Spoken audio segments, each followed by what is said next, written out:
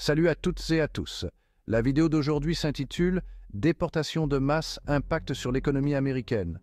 Aujourd'hui, nous abordons un sujet important, le plan de déportation massive proposé par le président Trump et son impact économique sur les États-Unis. Nous parlons de l'expulsion potentielle d'environ 11 millions de migrants. Mais que signifie réellement ce plan pour l'économie et les différents secteurs? Tout d'abord, dressons un tableau de la situation.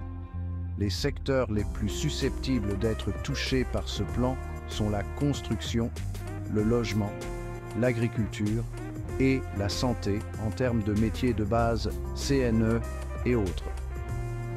Ces domaines dépendent fortement de la main-d'œuvre immigrée. Le retrait de ces travailleurs, qu'ils soient en situation régulière ou non, pourrait exacerber les pénuries de main-d'œuvre actuelles. Imaginez des projets retardés et des coûts qui montent en flèche. L'American Immigration Council estime que la déportation massive pourrait réduire le PIB américain jusqu'à 1,7 billion de dollars, un coût colossal. D'un autre côté, les groupes de réflexion conservateurs plaident pour une politique d'immigration basée sur les compétences et des mesures d'application strictes. Ils estiment que cela permettra de protéger les emplois et les salaires des Américains. Mais qu'en est-il du secteur technologique? Ce n'est un secret pour personne que les entreprises technologiques dépendent d'une main-d'œuvre immigrée qualifiée.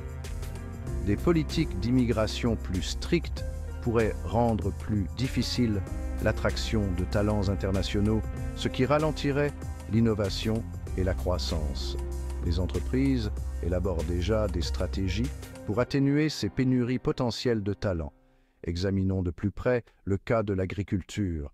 Les exploitations agricoles, en particulier celles d'États comme la Californie et la Floride, dépendent fortement des travailleurs migrants. La déportation de ces travailleurs pourrait entraîner des pénuries de main-d'œuvre, ce qui aurait un impact sur la production alimentaire et entraînerait une hausse des prix dans les épiceries. Sans parler du gaspillage potentiel des récoltes, dû au manque de main-d'œuvre pour les récolter. Parlons maintenant des programmes de migration légale, tels que CBP One et le programme de libération conditionnelle CHNV. Ces programmes ont permis à plus de 1,3 million d'immigrants d'entrer légalement aux États-Unis. Mais l'administration Trump envisage d'y mettre fin, rendant des centaines de milliers de personnes éligibles à la déportation. Cette décision devrait faire face à des contestations juridiques, similaires à celles observées avec le programme DACA. Les partisans de ces programmes soutiennent qu'ils sont essentiels pour gérer la crise frontalière et réduire les passages illégaux. Les détracteurs, cependant, les considèrent comme des failles qui sapent les lois sur l'immigration. Le débat est houleux et la décision finale sera probablement contestée devant les tribunaux. Les entreprises qui dépendent de la main-d'œuvre immigrée se préparent à l'impact.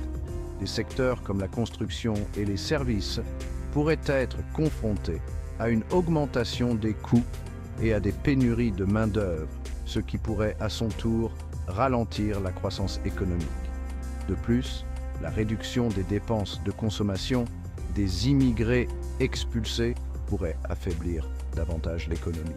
En résumé, l'impact économique du plan de déportation massive de Trump est une question complexe. Bien qu'il vise à privilégier les emplois américains, il présente également des risques importants pour diverses industries et l'économie globale. Le débat se poursuit et seul le temps nous dira comment ces politiques se concrétiseront et façonneront le paysage économique des États-Unis. Merci d'avoir regardé. Si vous avez trouvé cette vidéo informative, n'oubliez pas de l'aimer, de la partager et de vous abonner à Jean-Robert Jean Noël TV pour d'autres analyses approfondies des événements actuels. À la prochaine sur cette chaîne.